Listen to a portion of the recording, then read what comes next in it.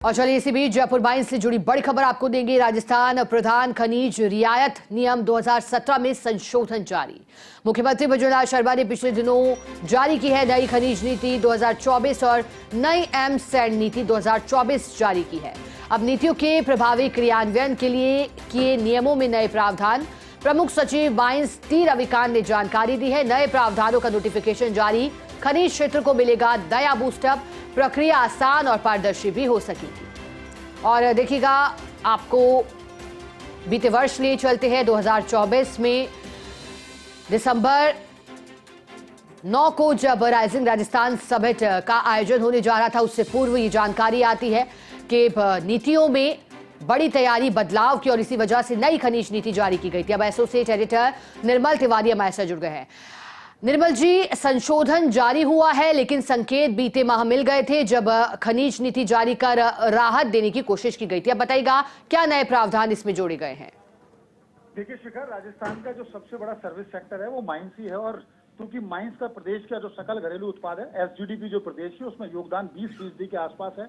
तो निश्चित तौर पर बहुत ज्यादा जरूरी था कि प्रदेश में नई खनिज नीति लाई जाए, नई एमसैंड नीति लाई जाए। लेकिन जब भी कोई नीति जारी होती है, खासकर जब खनिज नीति जारी होती है और एमसैंड नीति जारी होती है, तो उसका क्रियान्वयन माइनर मिनरल कंसेशन रूल्स के माध्यम से ही होता है। और चूंकि सूबे के मुखिया भजनलाल शर्मा जो मुख्यमंत्री हैं, वो खान मंत्री भी हैं, तो बहुत जरूरी था कि जल्दी से जल्दी, चूंकि नीति 4 दिसंबर को जारी कर दी गई थी, जो 9 नीति जारी की थी उनमें से 2 नीति ये भी थी, प्रदेश की नई खनिज नीति और प्रदेश की एमसैंड नीति। तो बहुत जरूरी था, क्योंकि 1 महीने का करीब वक्त हो चुका है, आज ठीक 1 महीने का वक्त हो चुका है उस नीति को जारी हुए। तो ये जरूरी था कि उसको किस तरह से लागू किया जाए। तो नीति के क्रियान्वयन के लिए ये माइनर मिनरल कंसेशन रूल्स जो है जारी किए गए। उससे पहले 2017 में जारी किए थे, क्योंकि जो नई खनिज पुरानी खनिज नीति थी तो 2015 में आई थी और रूल्स 2017 में आए थे। अब नई खनिज नीति 2024 जो है, उसको आज जैसे ही रूल्स जारी हुए हैं, उसको तत्काल प्रभाव से वो नीति लागू हो जाएगी। यानी नीति में जिस तरह के प्रावधान खान विभाग ने किए थे, जिसमें नियमों का सरलीकरण किया गया था, किस तरह से खनन आवंटन होगा, अवैध खनन को किस तरह से हतोत्साहित किया जाएगा,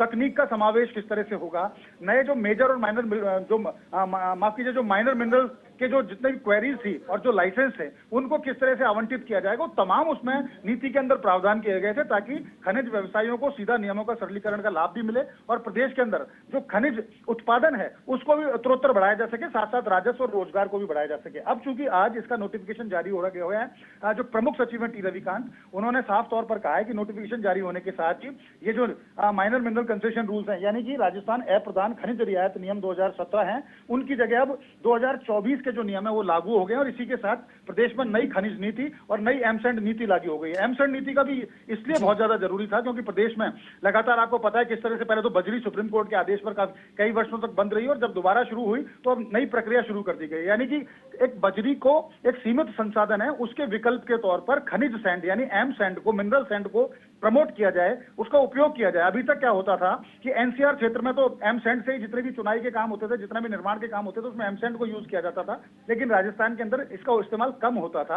यही कारण है कि इसका इस्तेमाल बढ़ाने के लिए और बजरी के विकल्प के तौर पर इसको विकसित करने के लिए बहुत ज्यादा जरूरी था कि एम सैंड पॉलिसी लाई जाए। और टी रविकांत और उनकी जो पूरी टीम थी खान विभाग की, उस टीम ने मशक्कत करके मुख्यमंत्री के निर्देश में यह नीति तैयार की थी। अब अच्छी बात यह कि आज माइनर मिनरल कंसेशन रूल्स 2024 लागू हो गए हैं। इसका मतलब है कि प्रदेश की जो नई खनिज नीति है वो भी लागू होगी और आज से ही इस नीति के जो प्रावधान है, इस नीति के लाभ हैं, वो खनन व्यवसायियों को और खनन से जुड़े हुए तमाम स्टेक होल्डर्स को मिलने लग जाएंगे। इसका सीधा उपयोग फायदा ये होगा कि प्रदेश में खनिज उत्पादन बढ़ेगा, खनिज की जो आत्मनिर्भरता है खनिज के क्षेत्र में वो बढ़ेगी, नए क्वेरी और जो छोटे माइनर मिनरल के प्लॉट्स हैं उनका जो आवंटन की प्रक्रिया, नीलामी की प्रक्रिया वो और तेज हो जाएगी, रोजगार सृजन होगा और प्रदेश की अर्थव्यवस्था में खान विभाग का योगदान और बढ़ जाएगा। इसलिए बहुत स्वागत है कि नए मिनरल रूल्स आ गए हैं। अब इनको जैसे ही लागू होंगे, इनको खनन व्यवसायियों को देखना है कि वो इनसे किस तरह से राहत प्राप्त करते हैं और सरकार किस तरह से राजस्व बढ़ा पाती है। शिखा, निर्मल जी, इसी बीच एक और जानकारी आपसे चाहेंगे।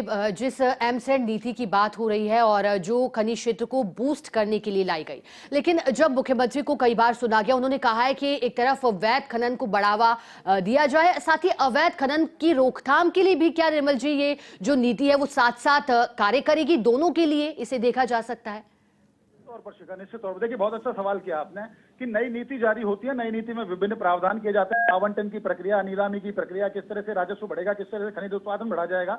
लेकिन अवैध खनन का क्या किया जाएगा, वो ज्यादातर पिछली जो नीतियां थी उनमें बहुत कुछ ज्यादा स्पष्ट नहीं था। लेकिन इस नीति में जो नई खनिज नीति जो 2024 जो जारी की गई थी 4 दिसंबर को, उसमें स्पष्ट प्रावधान किए गए हैं कि जहां भी अवैध खनन होगा उस पर जुर्माना राशि को बढ़ा दिया गया है, उसमें सजा के प्रावधान बढ़ाए गए हैं और किस तरह से वो जुर्माना होगा, किस तरह से निगरानी रखी जाएगी, किस किस क्षेत्रों में जहां अवैध खनन उनको चिन्हित करने की जो प्रक्रिया थी टी रविकांत के नेतृत्व में, वो चिन्हित कर लिए गए हैं। उद्गम स्थल चिन्हित किए गए हैं कि कहां पर अवैध खनन ज्यादा होता है, चुनाई पत्थर का अवैध खनन कहां पर ज्यादा होता है, ग्रेनाइट का कहां पर होता है, मार्बल का कहां पर होता है, बजरी का कहां पर होता है, उनको चिन्हित किया गया। दूसरे मिनरल्स का कहां पर होता है, उधर उस उद्गम स्थल पर ही टास्क फोर्स बना करके कार्रवाई की जाएगी। और नई नीति में स्पष्ट प्रावधान है कि अगर कहीं भी अवैध खनन पाया जाता है तो उसमें विभिन्न धाराओं में कार्रवाई होगी। इसमें सिर्फ खनिज विभाग ही कार्रवाई नहीं करेगा, खनिज अधिनियम के तहत, उसमें वन अधिनियम के तहत भी कार्रवाई होगी, उसमें राजस्व के जो नियम है उनके तहत भी कार्रवाई होगी, उसमें जो बिल्कुल निर्मल जी, आपने ठीक कहा कि एक तरफ वैध खनन, दूसरी तरफ अवैध खनन को लेकर भी स्पष्ट प्रावधान इस नई नीति में। बहुत शुक्रिया आपका